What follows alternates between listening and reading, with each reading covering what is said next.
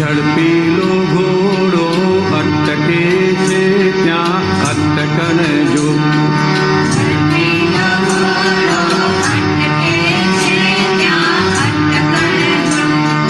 લાલ કપડાથી ભડકે છે ત્યાં અટકણ જો.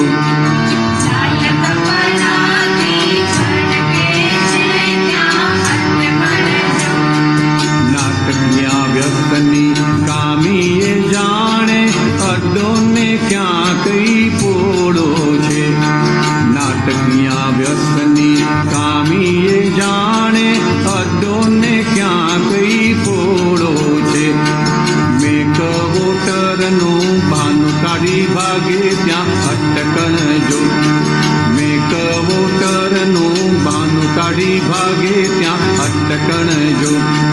ભોગવા તાય બીજા તોફાનકારી સ્પંદ પડગે. ભોગવા તાય બીજા તોફાનકારી સ્પંદ પડગે. ઝીણી ઝીણી ઈચ્છા પાછી ઉભે છે ત્યાં અટકણ જો. ઝીણી ઝીણી ઈચ્છા પાછી ઉભે છે ત્યાં અટકણ જો. અપટાંદ લોભાંદ વિષયાંદ કામાંદ રજડે છે. કપટાંદ લોભાંદ વિષયાંદ કામાંદ રજડે છે. છાની છુપી ગુપ્ત વાતે માયા શૈલજ અટકણ જો. છાની છુપી ગુપ્ત વાતે માયા શૈલજ અટકણ જો. અપકર્ષણ થાય વાણી ખેંચાય જાય સુણે ન કોઈ. અપકર્ષણ થાય વાણી ખેંચાય જાય સુણે ન કોઈ. મુક્ત હાસ્ય ના કદી ઉત્પન્ન થાય જ્યાં અટકણ જો. મુક્ત હાસ્ય ના કદી ઉત્પન્ન થાય જ્યાં અટકણ જો. આપણા દેશમાં દુશ્મન પેશે ત્યાં ભડકણ છે. આપણા દેશમાં દુશ્મન પેશે ત્યાં ભડકણ છે. અંતરના સુખને આવરીને ખોરવે અટકણ જો.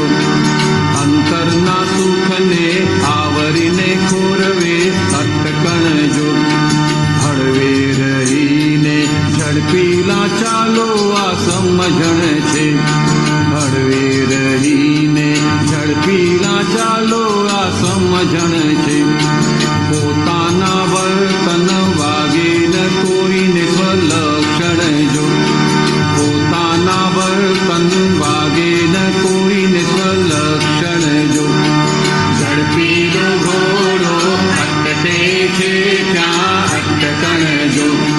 ઝડપીલો ઘોડો અટકે છે ત્યાં અટકણ જો. લાલ કપડાથી ભડકે છે ત્યાં અટકણ જો. લાલ કપડાથી ભડકે છે ત્યાં અટકણ જો. પ્રદીપ આનંદજી, આમાં થોડુંક આપણે ઉપરનું એક બે પેરેગ્રાફ લઈએ. હા, એટલે આ નાટકીય વસની ને ભોગવાતા બીજા એ બધું ને. હા. લાલ કપડાથી ભડકે છે એવું બધું એ પદમાં જોયે છે ને લાઈન ને.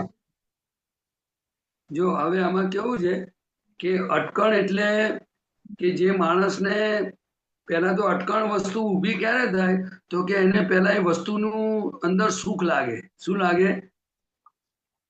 હવે એ સુખ લાગે ને એટલે એ સુખ એને ભોગવતા ભોગવતા એટલું બધું લપટું પડી જાય કે પછી જ્યારે એ વસ્તુ જ્યારે એનો સમય પાકે ને એટલે સમજો કે કોઈને ચાની આદત પડી ગઈ હોય તો પછી એ ત્યાંથી જાય ને ચાલીની લારી આવે ને એટલે એને ચા પીવાનું મન થઈ જાય. ખ્યાલ આવ્યો? એ અટકણ કહેવાય. એવી રીતે આ તો એક સ્થૂળ દાખલો છે, પણ આખી આની અંદર આ પદની અંદર મૂળ શું છે તો કે મિશ્ર ચેતન સાથે બહુ ચેતવા જેવું છે. શું છે? કારણ કે આ કાળમાં ખાવા પીવાની બધી વસ્તુઓનું તો કોઈ ક્લેમ કરનારું નથી, પણ એવી એવી બધી વસ્તુઓ આ મિશ્ર ચેતન સાથે બને છે કે એનું ચિત્ત એમાં ફસાતું જાય, મન ફસતું જાય, પછીથી બધી અંદર બધા રોગ બધા ઊભા થાય, બધી જાતના સ્પંદનો ઊભા થાય. શું થાય?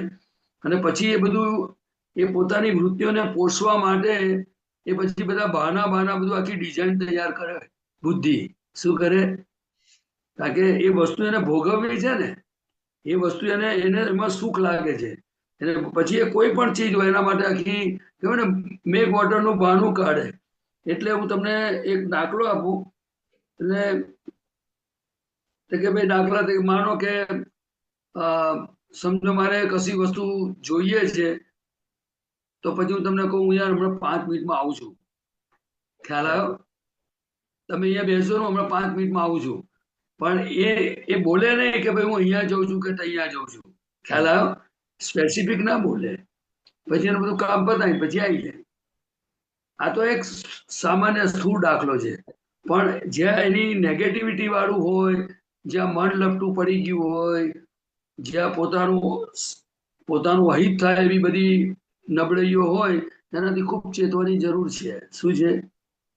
જેમ ઘણીવાર લોકો દાખલા કે છાના માના સિગરેટે પી આવે, પછી છાના માના પડીકીઓ ખાઈ આવે, બધું જાતનું છાનું માનું બધું. એટલે આ બધું છાનું છપનું છે. શું છે? એને ભય લાગે છે લોકોથી.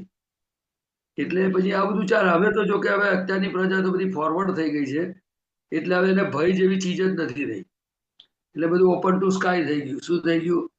પણ તોય હજુ કેટલીક બાબતો એવી છે કે જે અંદર ગુપ્તતા વાળી છે હજુ. શું છે? અને આ ભોગવવા જાય ને એમાં બધા સ્પંદન ઊભા થાય. સ્પંદન ઊભા થાય એટલે એ પછી શું છે કે અંદર એની એટલી બધી નબળાઈઓ ઊભી થાય ને કે કેવી રીતે કરવું, શું કરવું, આ કરવું, એની બધી યોજનાઓ તૈયાર કરે. ખ્યાલ આવ્યો? બરાબર. અને પછી એમાંથી નીકળવું બહુ અઘરું છે, બહુ અઘરું છે. એ તો કોઈ સત્સંગ ને પુણ્ય હોય, પહેલા તો પુણ્ય જોઈએ. અને બીજું પુણ્ય ક્યારે એ કામ કરે તો કે જ્યારે આ બધી ચીજમાં ફસાયો હોય ને જીવ, ત્યારે એને ખટકારો થાય કે સાલા રસ્તો ખોટો છે, મારે અહીંથી નીકળવું છે. એવું જ્યારે એને પાછી અંદર રિવર્સ થાય ને અંદરથી, પછી કુદરત એને હેલ્પ કરે. શું કરે? સમજાય તમને? કારણ કે છે પોતે જ બધું. જે બધું ઊભું કરેલું ખોટું કામ કરવાનું કહો, જે કે વ્યસનો કહો, એ બધું પોતે જ એમાં સુખ માનેલું. પછી જ્યારે એને અનુભવ થાય એટલે એમાંથી પાછું ફરવાનું એની નક્કી થાય ને, એટલે કુદરત પછી એવા એવિડન્સ ભેગા કરે, એટલે પછી છૂટી જાય. શું થાય? ખ્યાલ આવ્યો?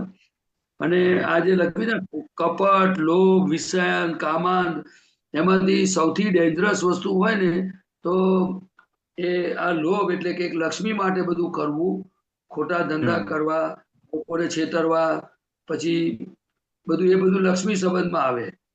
અને પછી એમાં કપટ પણ આવે. બધું કપટ થાય તો જ આ બધું કરી શકે. એ કપટ એટલે જુઠ્ઠું બોલવું, લોકોને છેતરવું, બીજાના સુખ ભોગવી લેવા, એ બધું કપટના ભાગમાં આવે. ખ્યાલ આવ્યો? પછી એના માટે પછી એ બીજું બધું કરી શકે. પણ એ બધું પૌદ્ગલિક સુખોની રમણતા છે. શું છે? પૌદ્ગલિક એટલે આ શરીરના સુખો, આ રિલેટિવ સુખો ભોગવવા માટે આ જીવ આ બધા ધંધા એની બુદ્ધિ કરાવડાવે છે. એના મનમાં ગાંઠો પડી હોય, પછી એને બુદ્ધિ બધી કામ કરતી હોય, પછી એને બધા ફેવરેબલ સંજોગો ભેગા થાય, પછી એવા નિમિત્તો એને ભેગા થાય. ખ્યાલ આવ્યો? પછી બધું ચાલે તંત્ર. પણ એનાથી શું છે કે છાની છુપી ગુપ્ત વાતે માયા શૈલે. એટલે પછી એને બળતરાઓ તો બહુ જ થાય, પણ એ નીકળે કેવી રીતે ભાઈથી બહાર? ને ઘણી વાર તો કેટલાક રોગો તો એવા છે ને કે અંદર બહેરું થઈ જાય. જેમાં લોકો એનેસ્થેસિયા આપે ને બીમારી પેલો ઓપરેશન વખતે, તો પછી કેવું બહેરું કરી નાખે. એટલે પછી એને ચીરી નાખે તો તે વખતે એને ખબર ના પડે, એટલું બધું બહેરું થઈ જાય. પછી જેમ જેમ એ ઉતરે ને ત્યાર પછી લાયો ઉડે, પછી એને દુખાવાની અનુભવ થાય. એવી રીતે કેટલીક વખત આ બધું અંદર આવું થઈ જાય બધું. એટલે આપણા મનુષ્ય જીવનમાં દાદા ભગવાને કહ્યું એક જ શબ્દમાં કે પહેલા હિતાહિતનું ભાન હોવું જોઈએ, કે આ વસ્તુ જે કંઈ પણ છે એ મારું હિત કરશે કે અહિત કરશે એ એને ખબર હોવી જોઈએ, એ સમજવું જોઈએ. અને બીજી વસ્તુ કે સ્થૂળ વસ્તુ કરતા, જેમ કે બહારની હોટલોનું ખાવું, પછી સિગરેટ બીડી હોય, આ બધું ચા ને બધી સ્થૂળ વસ્તુઓ કે જેમાં ચેતન નથી. પણ દાદાએ કહ્યું કે મિશ્ર ચેતનમાં અણહકના ઉપરથી બહુ ચેતતા રહેજો. શું કે છે? અણહકના સ્ત્રી પુરુષ વ્યવહારોમાં ખૂબ ચેતતા રહેવાની જરૂર છે અને એનું પરિણામ બહુ જ ખરાબ છે. અને એમાં હિન્દુસ્તાનના મનુષ્યોને એને આર્ય પુરુષો કહેવાય. એટલે અત્યારે ભલે વેસ્ટર્ન કહો કે ઇંગ્લિશ મીડિયમ કહો કે જે આજના કળિયુગના પ્રભાવ છે, પણ પ્યોરિટી ઇઝ ધ ફર્સ્ટ. અને આદર્શ વ્યવહાર જો નહીં હોય તો બહુ જ મુશ્કેલી આવશે, કારણ કે મનુષ્યપણું જતું રહેશે, બીજું કંઈ નહીં થાય. અને મનુષ્યપણું જવું એ બહુ ડેન્જરસ વસ્તુ છે, કારણ કે હવે કાળ ઉતરે છે. એટલે દરેક વસ્તુ સમજણ સાથે સંયમિત રીતે નિયમિત બધું હોય તો બહુ સારું એમ. અને દાદા ભગવાને આજે હું તમને આ વાત નથી કરવી પડે, તમે ખોલી છે એટલે કહી દઉં છું કે ભગવાન મહાવીર સ્વામી એમણે 5મું મહાવ્રત ખુલ્લું કર્યું. અને એ મહાવ્રત ખુલ્લું કરવા પાછળ એમનો આશય શું હતો એ દાદા ભગવાને કહ્યું તો કે ભાઈ, તને તારા હકનું જે છે તને બધું મળી આવશે, પણ તું અણહકનું ભોગવીશ નહીં અને એ લઈશ પણ નહીં. ખ્યાલ આવ્યો? પણ આજે 5મું મહાવ્રત જે બ્રહ્મચર્ય છે એ આજે ટોટલી લોકોની સમજણમાં કાચું પડી ગયું છે. શું થયું છે? એટલે એનાથી શારીરિક, માનસિક, ફાઇનાન્શિયલ, સંસ્કારની રીતે બધી રીતે ખાના ખરાબી થઈ ગઈ છે. અને આ નહીં હોય તો ધર્મ પણ નહીં દીપે. અને આ બ્રહ્મચર્યને જો કોઈ સમજશે નહીં તો આગળ જતા બહુ જ મુશ્કેલી છે. એટલે આ વર્લ્ડમાં આશ્ચર્ય છે, 11મું આશ્ચર્ય દાદા ભગવાન. અને એ દાદા ભગવાને શીલ દર્શક નામનું પુસ્તક મેરિડ અને અનમેરિડ માટે બહાર પડેલું છે. અને હું એવું અંદરથી મને છે, ભાવના છે, બધા આપતા પુત્રોની મહાત્માઓની પણ હશે કે સંયમિત જીવન હોવું જોઈએ, પ્યોર જીવન હોવું જોઈએ અને વિવેક વિનય સાથેનું હોવું જોઈએ. આપણને જો દાદા ભગવાન મળ્યા છે તો આ માર્ગની શોભા આપણામાંથી કોઈ જીવનમાં કોઈ બોધ લે તો ઠીક છે, ના લે તો કઈ નહીં, પણ આપણું જીવન એટલું આદર્શ, એટલું પવિત્ર હોવું જોઈએ કે જેનાથી પહેલો ફાયદો આપણને થાય. શું થાય? અને દાદા ભગવાન પોતે કહેતા હતા કે તમને જોઈને તમે એવા તૈયાર થઈ જાઓ, આપતા પુત્રોને કહેતા હતા, એ હું તમને વાત કરું છું કે તમે એવા તૈયાર થઈ જાઓ કે તમને જોઈને લોકોને એવો પ્રશ્ન ઉભો થાય કે આના ગુરુ કોણ હશે. સમજ્યા તમે? તમે સમજ્યા વાત? કે આપણું જીવન એવું હોવું જોઈએ કે આનો ગુરુ કોણ છે, આ વ્યક્તિ મેં આવો કોઈ જોયો નથી એમ. અને દાદા ભગવાનની કૃપાથી થઈ શકે એવું છે. એટલે આપણે કેટલાક ખૂણા, દરેક પ્રકૃતિના ખૂણાઓને આપણા સવારથી સાંજ સુધીના જીવનને બહુ સારી રીતે આપણા પ્રજ્ઞાના પ્રકાશમાં, જ્ઞાનમાં જોઈને એક એક વસ્તુને ઓળખીને એની ટ્રીટમેન્ટ કરવાની જરૂર છે, જ્યાં જરૂર હોય ત્યાં. એવું મને લાગે છે. હું તો દાદા ભગવાનને આ પ્રાર્થના કરું છું. અને તમે આજે આ પદ કાઢ્યું એટલે તમને આ મેં કહી દીધું કે જીવન ઠોકાઠોક જીવવાનું નથી, લોકોની સમજણે જીવવાનું નથી. માત્ર ને માત્ર જ્ઞાની પુરુષ એ જ મારો આત્મા છે. જ્ઞાની પુરુષે કહેલા રસ્તે જ મને ચાલવાનું છે. અને વ્યવહાર જે છે, હસબન્ડ વાઈફ હોય કે જે, એ તમારો રાઈટ છે. તો એ રાઈટમાં કેવી રીતે જીવવું એ બધું દાદા ભગવાને બતાવ્યું છે. પણ મારું જીવન, મનુષ્ય જીવન સાર્થક થવું જોઈએ, એવું દાદા ભગવાન માને જે સમજાય છે કહું છું. મને લાગે તમે હાર્દિકભાઈ છો એવું મને લાગે છે. તમે હાર્દિકભાઈ જો કેનેડા વાળા હે ને? હા, તમારો થોડો ફેસ બદલાવ, આમ થોડું ઘણું મને ઓળખાણ પડી, કારણ કે થોડું ચેન્જ લાગે છે. થોડા સુકાઈ ગયા, બોડી જરા. હા, વચ્ચે તમે બીમાર, થોડું ગડબડ થઈ ગયા ને? પ્રદીપાનંદજી, એ અક્ષયના સાળા થાય. હા, એ તો ઓળખ્યા. પણ બહુ આજે પહેલી વાર એમને આખો ફેસ જોયો આ રીતે. એટલે જો દાદા ભગવાન એ મહાવીર ભગવાનના શાસનના શણગાર હતા. આપણે બધા મહાત્માઓ દાદા ભગવાનના એક એક મહાત્માઓ એ વીરના વારસદાર છે. અને આપણા માટે મહાવીર ભગવાન એટલે દાદા ભગવાન છે. આપણે બધાને આખા જગતને કહેવા માંગતા નથી રજનીભાઈ સાહેબ, પણ આપણે જવાબદાર છીએ. બરાબર. આ માર્ગ, દાદાનો માર્ગ પહેલા પામવાનો, આપણે પરફેક્ટ થવું અને એવી સુવાસ ફેલાવી જોઈએ કે લોકોને આ સત્સંગમાં બેસતા જ એનું દુઃખ પહેલું દૂર જ થઈ જવું જોઈએ. જે દાદા ભગવાનની હાજરીમાં લોકોને જગત વિસ્મૃત થઈ જતું હતું અને આપણને દાદાએ એમની જે જ્ઞાન હતું એ જ આપણને આપેલું છે. આપણે ખૂબ પુરુષાર્થની જરૂર છે, આપણે પ્રાર્થનાની જરૂર છે, જેને જે યોગ્ય હોય તે. પરંતુ માર્ગ અદ્ભુત મળ્યો છે આપણને. રજનીભાઈ સાહેબ, તમને કેવું લાગે છે? ના ના, એ તો છે જ ને. ગજબ એટલે દુનિયાની ગજબ છે. આપણે અને જગતને બોધ આપવા નથી માંગતા, પણ આપણી જાતને તો આપણે બિલકુલ નો કોમ્પ્રોમાઇઝ, એની કોઈ પણ વીકનેસને ચલાવવાની નથી.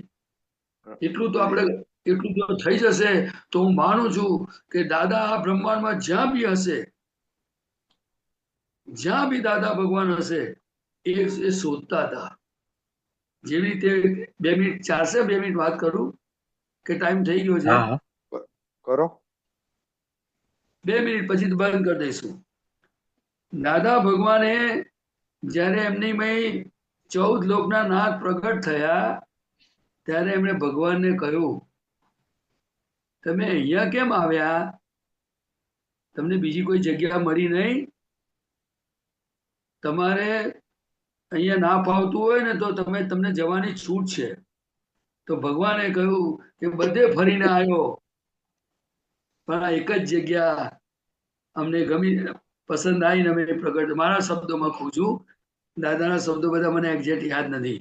એટલે એ એમના વચન ઉપરથી મને એવું થાય છે કે જો 14 લોકનો નાથ એમ પટેલની અંદર જો પ્રગટ થવા માટે જો આટલા આવા એમનું પૂતગલ કેવું પ્યોર હશે, અને આપણને દાદા મળ્યા છે, એવું જ્ઞાન મળ્યું છે, તો આપણે એવા તૈયાર થઈ શકીએ એમ છે. તો આપણી નબળાઈઓને, કચાશોને જો દાદાને પ્રાર્થના કરીને ઓળખાય તો એક એક નબળાઈઓ જશે, તો દાદા આપણા માટે પ્રત્યક્ષ થતા જશે.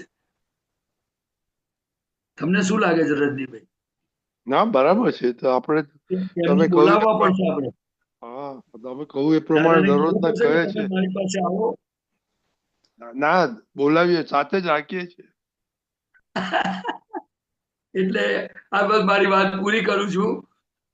દાદાને પ્રાર્થના છે કે તમે જેવા ઈચ્છો છો એવા અમે બધા થઈ જઈએ.